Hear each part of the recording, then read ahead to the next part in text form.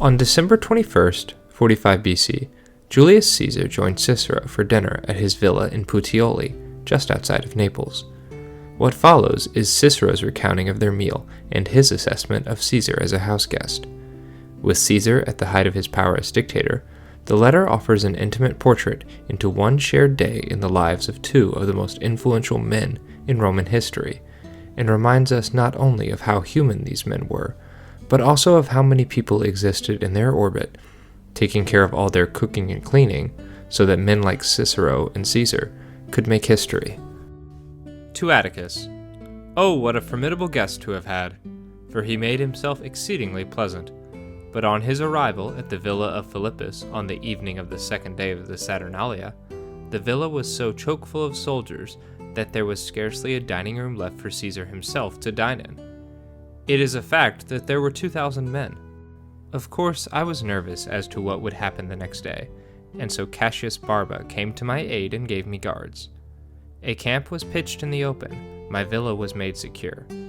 He stayed with Philippus on the third day of the Saturnalia till 1 o'clock, without admitting anyone. He was engaged on his accounts, I think, with Balbus. Then he took a walk on the beach. After 2, he went to the bath. Then he heard about Mamurra, without changing countenance.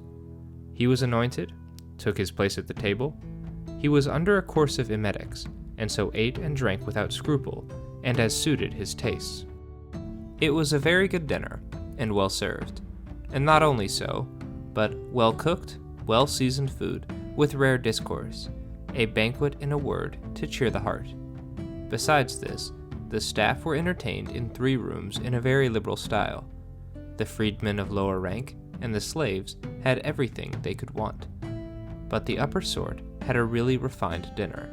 In fact, I think I acquitted myself like a man. However, he is not a guest to whom one would say, "Pray, look me up again on your way back."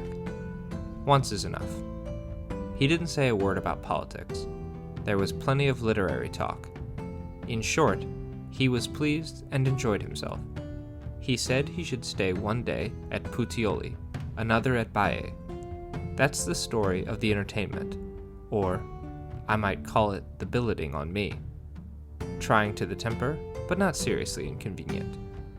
I am staying on here for a short time, and then go to Tusculum.